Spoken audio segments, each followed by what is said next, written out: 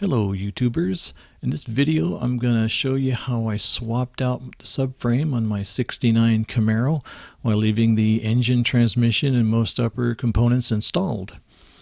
Now at first thought people are going to ask why I would do that and not just pull the engine and make it easier. Well, after looking at it, I thought, if I could get the subframe pulled out the bottom of the car without pulling everything out on top, it'd leave a lot less work of putting everything back together and making all the adjustments and different things to put it, get it back right. And as a lot of you know, sometimes you get these cars and you start a certain part of it that becomes a project, and before you know it, it takes a lot longer than you think. The car ends up sitting maybe years. Life happens, family and expenses and things like that, and pretty soon the car just ends up sitting.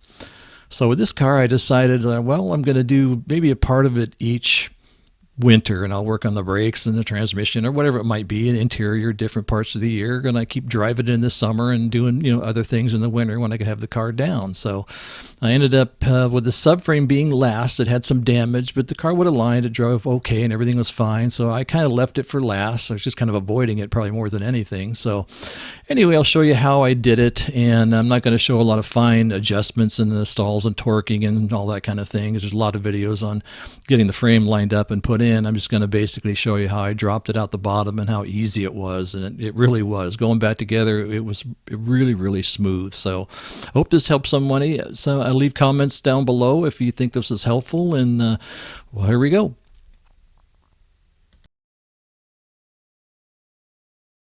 I purchased a subframe from Auto Metal Direct. I've had good experiences with them in the past. I've gotten parts from them that are top quality, and after doing some research on the subframes and the experience of others that have purchased these from them, that it is a top quality piece. And after installing it, I'd have to agree, everything worked out fantastic. The fitment, the finish, I mean, it wasn't a scratch on it when I got it, and you'll see here in a minute how it was packaged. It just really can't be happier than the way things came out with the purchase from this. They're great to work with. It took a few months to get it because of the supply chain problems we were having at the time, but they worked with me and let me know when it came in, and reasonable price. And like I say, I couldn't be happier with the purchase. It went really well. Here's how I received the subframe. As you can see, it was really wrapped and packed well. I kind of expected to show up on a pallet with metal banding strapping it down, and all dirty and funky. I've had a lot of experience in the auto parts business over the years, and this is probably the most well packaged subframe or a part like this I've ever seen. Like I say, there wasn't a scratch on it anywhere. It was perfect. No dents, nicks, chips, nothing. It was in great shape.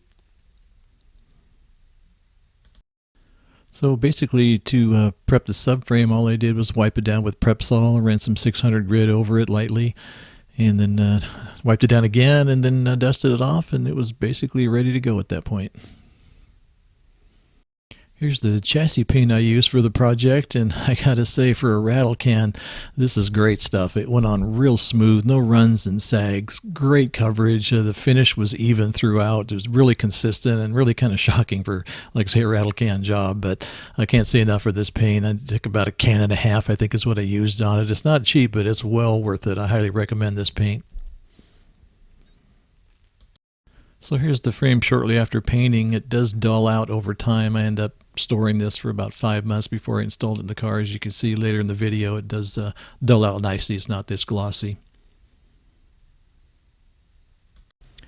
So what's going to happen here, I'm going to end up needing to lift the engine up just a little bit, maybe 1 inch from where it's sitting, 1.5 inches, whatever it takes to easily clear the mounts and whatnot from underneath the engine, by using a couple of stands that you'll see later in the video. So with that in mind, I basically just loosened the distributor cap up top, the radiator shroud. I pulled loose the power steering lines, and I removed the battery to save some weight. So not too much going on up here. Left the fuel lines intact, radiator, all the other connections there. I didn't change anything. So remember, only lifting about 1 inch. So the only other odd thing that I did have to loosen later on, I had to loosen the passenger side headers just to clear the stands, maybe 1/4 inch. So I just loosened the flange bolts enough to spread the header out a bit, and that's the only other thing I can remember anyway, pulling loose up here. So most of all the brackets you have to take off for the brake lines and and fuel lines are underneath are easy to get to, and you'll see them when you get there and look around. You can see from my video kind of most of the ones I pulled loose. Here's the measurement from the floor to the frame that I calculated that it needed to be off the floor to be able to slide the frame out from underneath the car. And I ended up leaving the control arms on the frame. That made it even easier to do the job, and I got really lucky. As you'll see later in the video, it was very close clearance getting it off this way, but this did it for me. I would suggest maybe give it another inch or so depending on your situation and give yourself enough of a gap so there's not a problem. But I really got lucky. I didn't have to remove the front spoiler or anything. I do recommend having the frame level. It helps out later on if you're doing alignment using plumb lines or whatnot. Plus, I think it helped with the balance of the engine and transmissions. You'll see later with it kind of in the air. And maybe I just got lucky. I don't know. But it did stay nicely balanced. I didn't have any tipping or any problems like that when I was doing the installation. Here's how I lifted the engine. Well, not my favorite way to do this, but I only had to go up at, like I say, an inch or so. So using a 2x10 or 2x12 piece of wood like this, and partial of the weight bearing was on the flywheel bell housing. Here's the flex socket wrench that I highly recommend for removing the bolts for the motor mount to block. It's really hard to get into with most tools, but this one fits right in there and gets them loose, and you can just reach up in there and pull them out, fingers. But I highly recommend this tool for this job. I've had this probably maybe 40 years. So here are the stands that I use for this project, and really without them I couldn't have got it done. They're pretty well designed for my intended purpose anyway, and you can get them with casters and things that make it nice to roll a engine around, I guess. But in my case, I was just going to cut them, so probably just a one-use situation. But you can see how they bolt to the block, and I was able to get the jack stands underneath it and hold the engine up where I needed it, and it worked out really well. So I'll probably never need them again, but it was worth it. Here's the length of the stand that I cut out to allow clearance of the frame to drop straight down. I just ended up popping out the little plastic cap and popping the end of the cap that I cut, and it kind of made it look like it was made for this job. Here's to look at the stand mounted to the block. One thing I did have to do here is loosen the header at the flange to the head to allow a little bit of movement of the header out so the bracket would fit inside of it there. Kind of a tight fit, but it didn't take very much to allow it to fit up in there and tighten up to the block, and that's basically all I had to do. On a side note, I did repaint the block up there, which chipped away near the mount of the stand. As far as the jack stand position goes on the stands, I just kind of my best guess, and it really, I don't think it would have made too much difference as long as it stayed mostly forward. The engine, transmission assembly, everything stayed in balance, I think mostly because the exhaust system held it in place. I left the rear cross member in, bolted the transmission to, so nothing really tried to even tilt on me at all. After setting the car down on the front jack stands, I decided to give it some extra support on the front end. I'm going to take a few weeks to put the car together, so I thought instead of letting all that weight hang over it, not take any chances on tweaking anything and sliding in a 2x4. Now, this car I don't believe has ever had the sheet metal off of it. I think it's all factory GM, and when I set it down, I didn't hear any creaks or groans of any kind. I'm not sure if the car was built with any import sheet metal. If it would hold up the same, I'm not sure. Maybe I just was lucky, but I saw no other issues at all with setting it down with all the weight that it had on it.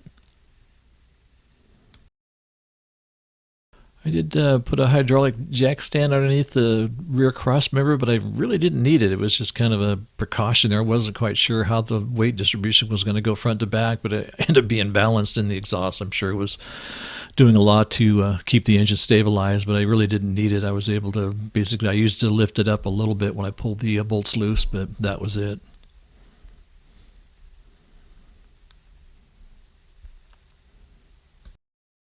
You can see how close clearance is. I had about an inch of gap there to be able to drop the frame down, but I had plenty of room. It was never an issue getting close to the frame.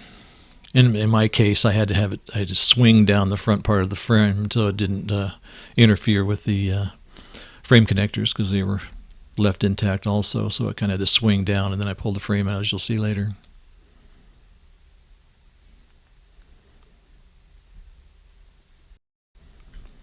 So the subframe is basically all unbolted and ready to come down, and partially I lowered part of the frame down, but I'm just trying to get it kind of pulled loose from the subframe connectors, which when it's mounted it actually sits on top of the end connector, so I'm just trying to pry it forward a little bit to allow the back to swing down.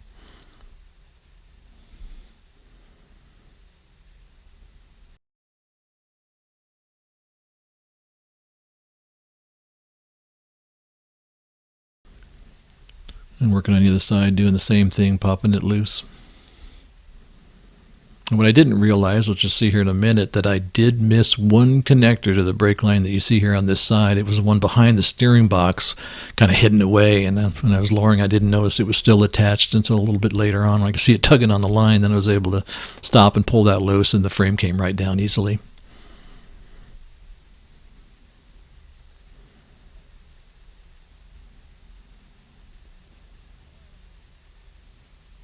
Once I get this mounting bracket that I missed removed, it comes right down with no problem.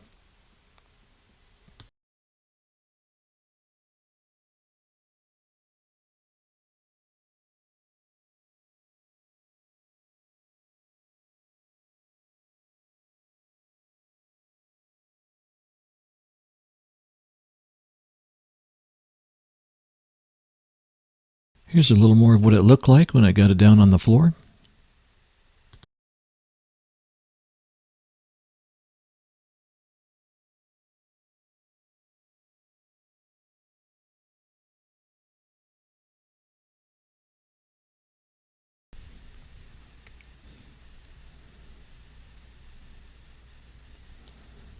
You can see the bumper bracket still intact.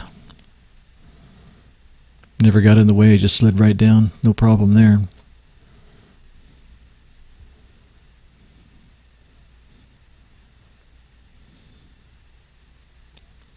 Here's the brake line bracket that I had missed to remove, so I had to do a little bending to get the line back up in there, but it's coiled up on top, so it was pretty easy to put back where it belonged. Looks a little chaotic in there, but actually it was simple. Going back up together was no problem at all. Here's a couple stills of the frame as it was coming down.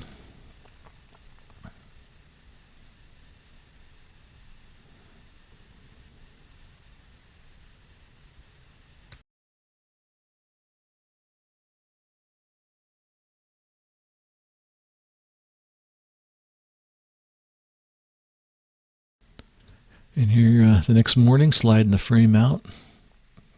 That was really easy, just a matter of a little pull on it and it came right out.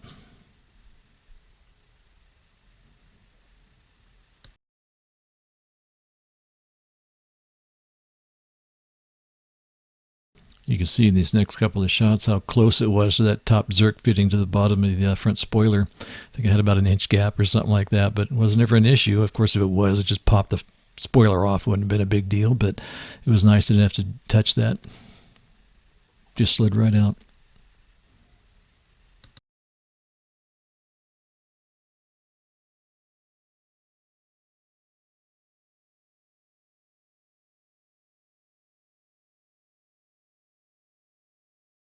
If I hadn't already done a rear main seal and oil pump a few years ago, now would have been the time to do it. Everything is very accessible. As you can see here, I just tied up the power steering lines up above, and the brake line going across the right front wheel, I just kind of left there, kind of dangled, but never was really in the way, and I pushed the frame back up in there and mounted the line back in. It was real easy.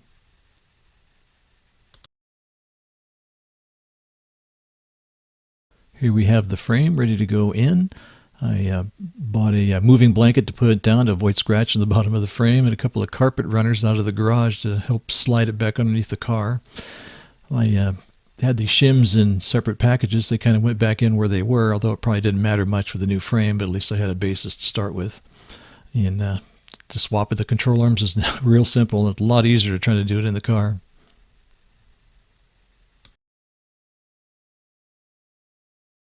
Of course, the frame on the carpet just slid back underneath the car real easy.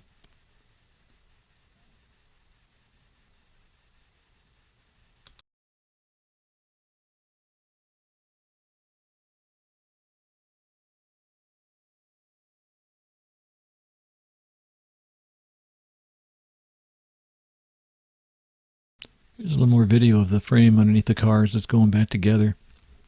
Kind of get an idea what the frame looks like up close.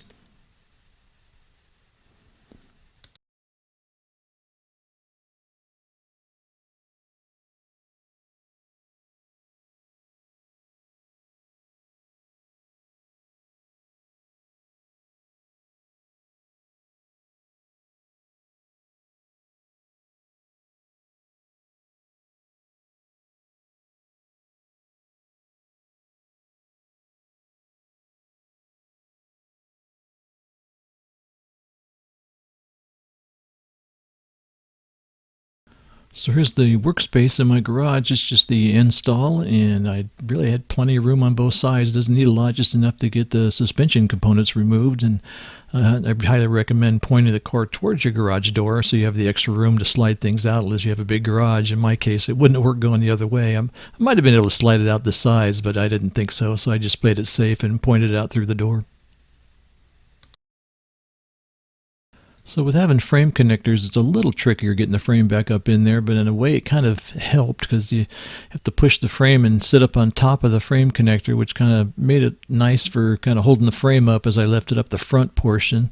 So if you don't have frame connectors, the install might be a little different than the way I did it, but this way worked pretty well. Now the frame's bolted in, and you can see where eventually I'll be drilling the holes to mount the subframe connectors again. I did buy the alignment dowels for this job. I know you can do it with threaded rod and other methods, but I just decided to use this and it worked great. I had no issues. So here's what it looks like with the frame up in the car, bolted in, and everything kind of cleaned away. You can see it's just a reverse order now of putting everything back together.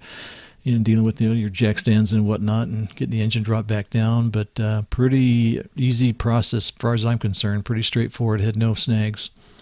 Here's what it looks like with the suspension components bolted back in.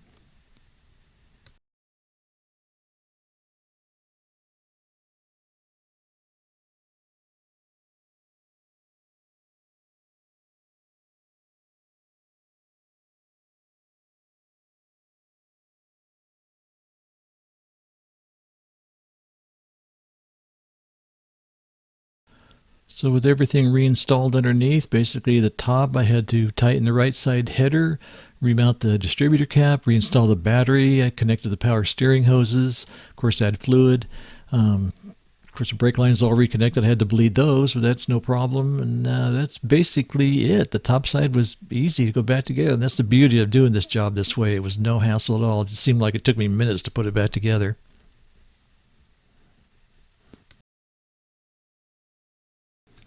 So here's the car all put back together. Job is completed. That's ready to go to the alignment shop. I'm really happy with the way this came out. I thought it was so much easier than trying to, pull the engine, and, some people pull a sheet metal and everything. You got parts everywhere and draining fluids and all that hassle, and this made it so much easier. Fortunately, most everything was restored ahead of time, so, that really didn't need to be done the way I did it. But after this project, I highly recommend anybody who wants to attempt to do it this way. I'd also like to advise anyone that's going to try and do this frame swap, if you don't have experience with floor jacks and jack stands and maybe engine and transmission removals and that kind of work, it'd be very risky getting underneath here if you don't have this experience. So I advise you, if you haven't done this kind of work before, to find someone that does, that can help you with it, or hire somebody to do the work. But just be safe. In closing here, I wanted to mention the reason for this video is that was the fact that I could not find where anybody had actually attempted to do this. So I checked the internet, I checked YouTube, and the usual sources, and I couldn't find anybody that had actually done this. I thought, well, I'm either crazy and there's a reason for it, or it's actually doable. I'm just going to find out. So this is how it came to be. This is done back in 2022, so somebody may have done it since then, but I hope this helps somebody that's trying to do this, and it actually is some value to anybody that's trying to save some time and work and actual money and get the car put back together. Take care, everybody.